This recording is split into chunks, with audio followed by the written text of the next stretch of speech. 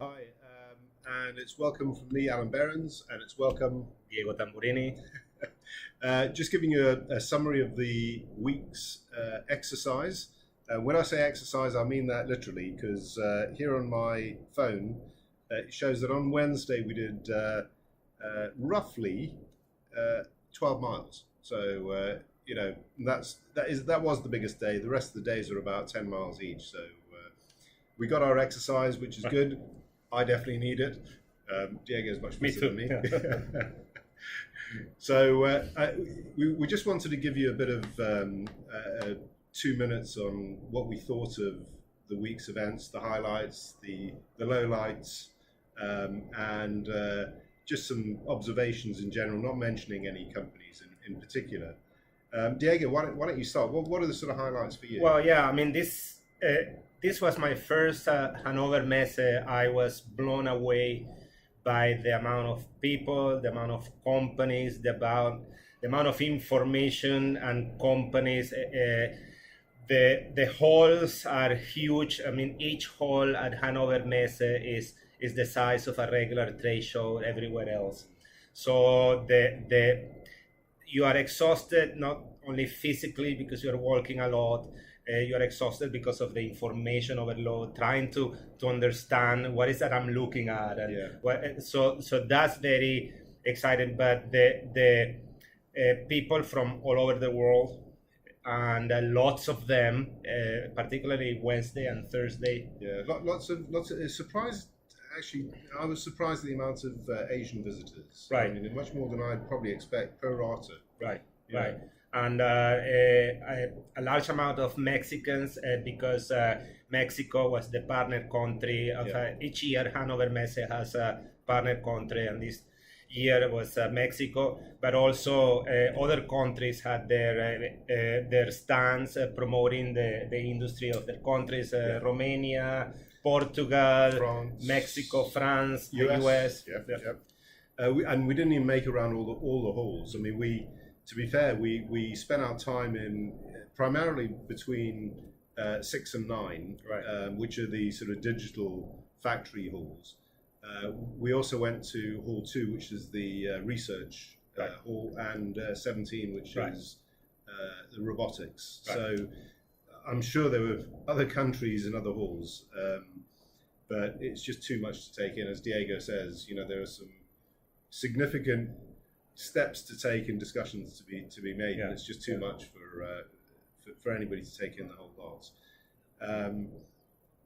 We sort of, I think we have a couple of things that we both picked up on in terms of the, what the key points were within the halls. I mean, certainly, something that came across to me, first off is, cloud is pervasive. I mean, there's no discussion about, a discussion on whether or not one runs software in the cloud. It's just there and people take it for granted, which actually I think is a big change. I was here 2 years ago last, so I wasn't here last year. I don't come every year. That was my first time. And there were discussions then about, the arguments about, are we going to go to the cloud, and is it, the special conditions and all that. It doesn't exist anymore. Yeah, now you don't even have to ask. They don't even really say. If you ask, they say, "Sure, yeah, we're on the cloud." Yeah. And obviously, everything that requires analytics and compute is basically it's a given that it's in the cloud. I mean, rather, it seems that somehow kind of skipped straight into the conversation of edge computing. Yeah. And artificial intelligence and machine learning on the edge. There was a lot of that. Definitely, and fantastic examples. I mean, something that I can't stress enough, and I think you'll have seen this from our videos. The examples that one comes across on the stands are just excellent. They're well portrayed, simple messaging, very clear value propositions, and that you got to be impressed with the vendors for changing their attitude away from products to solutions and messages. Right, they are making it much easier for people to get, okay, this is how I can make money out of this, or save money. Definitely. So obviously lots of scenarios around predictive maintenance. So that was kind of the main IoT scenario that was pretty much everywhere. Operations optimization, quality control. There was a lot of vision systems with image recognition that you will train to detect defects or toxicity in food. So a lot of image processing and image learning, most of them happening in the edge because they need the quick, low latency. I think the other, so buzzword bingo, right? The key phrase on everybody's lips is digital thread. And twin. And twin. You know, that is quite amusing because everybody has got something on sort of digital twin, this, digital twin, that. You know, some people haven't even got any graphics, you know, connected to their digital twin, which is great. You know, there's no problem with that, providing there is a thread and a route through, not a problem. You can have a spreadsheet connected for all we care. But of course, we come from the world of visual systems, so we do understand the design through production, maintenance, etc. I don't know. I mean, I think in particular, I was quite impressed with some of the AI and some of those demonstrations. I thought some of the quality systems demonstrations that we saw earlier in the week were with vision, very clever, and certainly the grain detection. You know, again, this has got huge ramifications for the health of people in specifically third world countries, you know, where the death rate is extremely high because of unsafe agriculture and distribution mechanisms. You know, these can have huge effects, not just monetarily, but also for quality of life.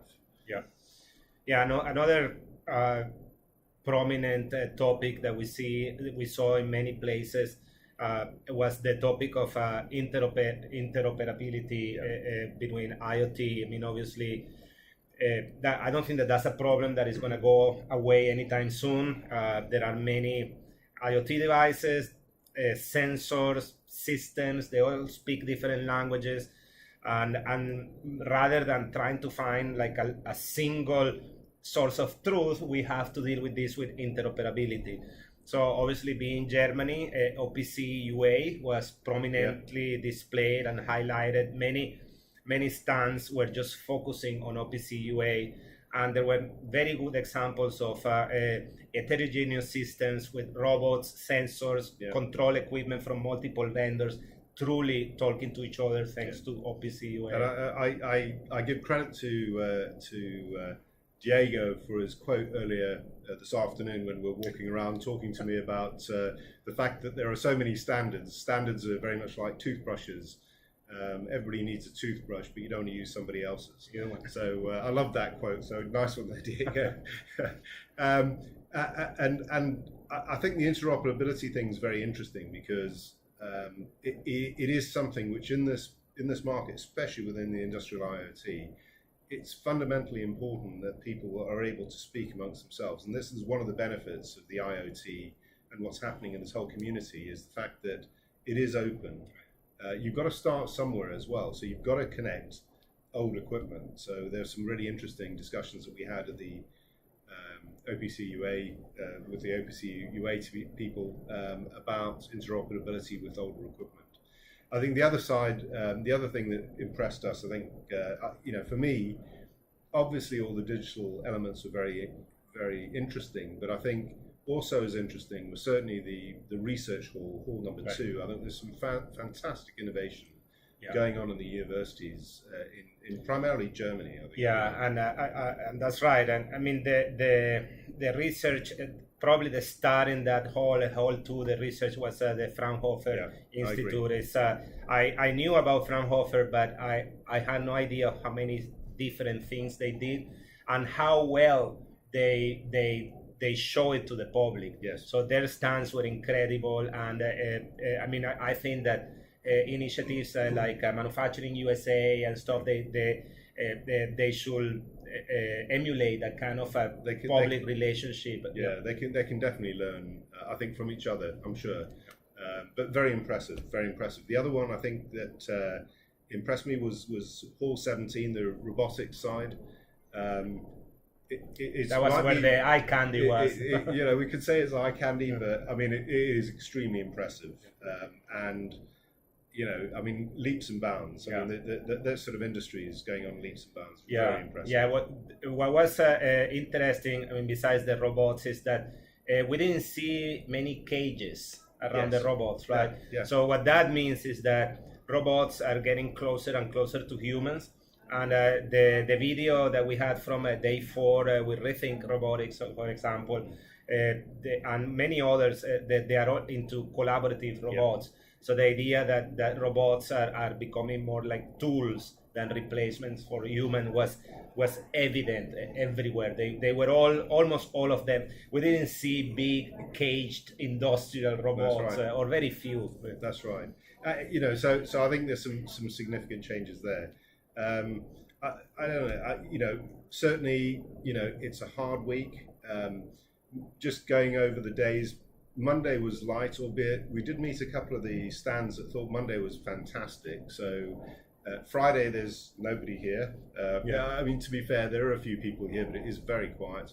Tuesday through Thursday is absolutely jam-packed. I mean, it's difficult to walk around sometimes just with the volume of people.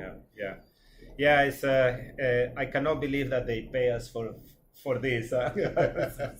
We had a fantastic week.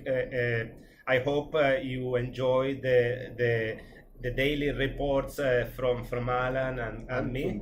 Of course. And I hope they were informative, and that at least they gave you a glimpse. If you weren't able to be here, I hope we were able to at least bring you here, albeit virtually, and that you were able to enjoy it a little bit. And you know, if you've got any comments or got any observations, want us to talk more, I mean, certainly fire it back at me. We're both involved in this, so we'll both respond if necessary. Thank you from my side. Yeah, thank you very much for those who followed us. Feel free to retweet us, feel free to follow us, and we'll respond in kind.